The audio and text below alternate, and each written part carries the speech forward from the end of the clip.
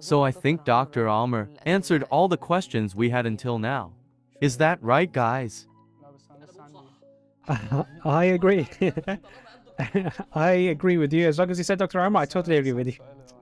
Yeah, but I still have a question. I think our Lord is richer than making us worship Him. Our Lord doesn't need our worship. What does Allah want from us? Our Lord wants us to fast, to pray, and to fear Him. I mean, look, let me tell you two things. First, there are two types of worship: the spiritual worship, praying and fasting, and the worship building development. If you limit your understanding of the worship to prayer and fasting, then this would take up only about half an hour a day, as you have 5 daily prayers. And our Lord says that Ramadan is 1 month in the year. But our Lord says, I did not create jinn and humans except to worship me. So Allah, it's about a 30-minute process? No. That means that the rest of the day remains worship as well. So my relationships are an act of worship, my job. And if I succeed in my job, this is an act of worship. As long as my intention is to contribute to the building of the universe, it belongs to our Lord. If I create my business to make money, then hire people who will provide for their families and help the needy, that's an act of worship. So my whole life can turn into worship. Truly, I did not create jinn and humans except to worship me. 24 hours, 365 days, all my life worshipping our Lord, as long as this is my intention. Even when I go to sleep with an intention to rest my body, and the same, getting married to have children that will worship our Lord, and I want to live on the earth and contribute to His development. I want to protect myself from doing sin by getting married. I want to maintain a healthy life, so I play sports. I want to preserve the body that God gave me so that I do not fall into forbidden things. And to release the energy within. Life then becomes worship.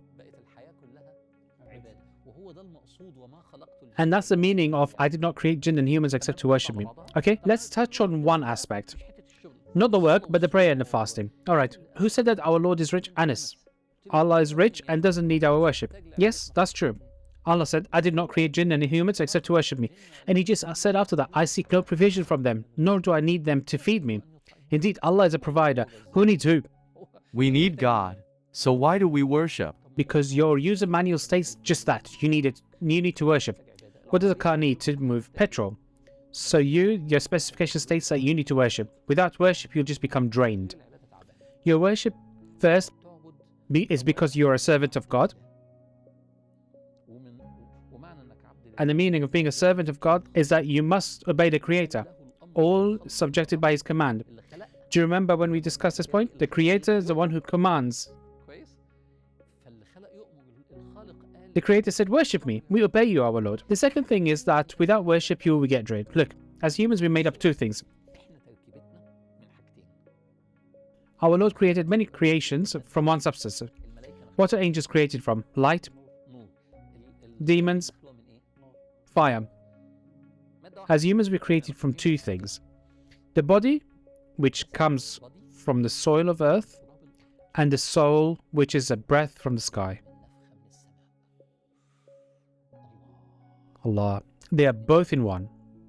So you're not from one thing, you're from two things. And each of the two parts yearn for the place it came from. The body yearns for the earth, and the soul longs for the sky. And each of the two parts will return to the place from which it came. After death, the body will return to the earth, and the spirit will raise above to our Lord. And each one of the two gets its food from the place that it comes from. What is the body's nourishment? Eating, going out, having relationships, and all of this from the earth. And what about the food of the soul? Prayer, Quran, fasting. So if you feed your body and you don't feed your soul, will you not get tired? You're made of two things. Why do you insist that you're made of one thing? That's why some extremely wealthy people are drained. And the more they earn, the more drained they get. The more they get tired.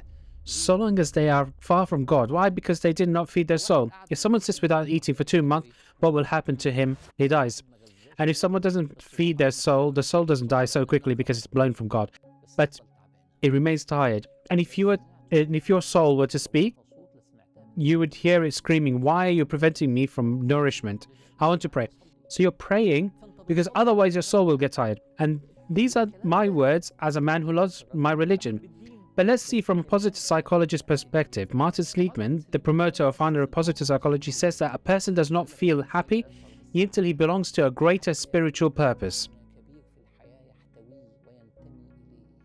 Can you imagine that these are the words from a non-Muslim psychologist? You can Google it. He tells you that you'll never be happy until there is a profound spiritual meaning within you. That's our Lord, Allah. So to sum up, you're the one who needs to pray. Your catalog says that you need to pray 5 times a day, otherwise you'll get tired. If you don't want to pray, just don't pray, but you'll get tired. You're then not obedient to the one who created you, and you suspended that connection between you and the Creator. Now you had to put up with it. Can you bear it? Can you bear what would happen to you? Maybe you say, I obey you, Lord, and worship you, then you fed your soul.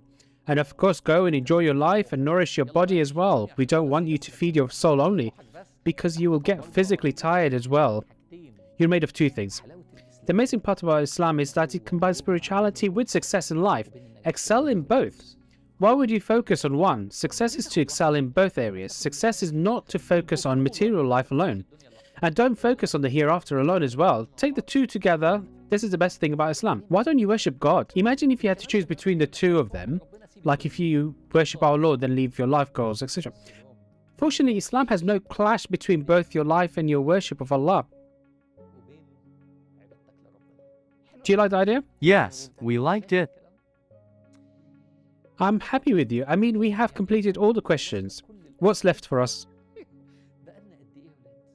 How many questions were asked? 10 questions. Yeah, you didn't leave me. You expanded on each question. Do you feel better after these discussions, boys? Yes. Can you promise me one thing? I'm so happy you came to discuss these points with me. I am proud that you didn't limit your search on what can be mentioned on the internet, and you didn't accept it without discussing it with a trusted person who can give you a clear explanation. I'm also so proud that you chose me to be the person you trusted. It made me happy and grateful for your trust. So please share what we've discussed to all the young people like you.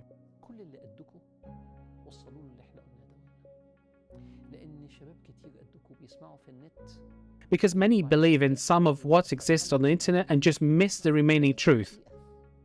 So please share these episodes with all our friends and spread the truth. Did you all like this gathering? Yes, So much. Was it useful? Of course. Was the talk easy to understand? Yes, so easy. Just remind yourself, be careful. Having a convinced mind without talking to Allah and asking for His guidance will not help you. Talk to Allah and ask for Hidayah. Talk to Him. We said it before, to reach the truth, you need both your mind and your heart. The combination of mind and heart is the best way to guide you to the truth and then to Allah subhanahu wa ta'ala. Thank you so much, boys.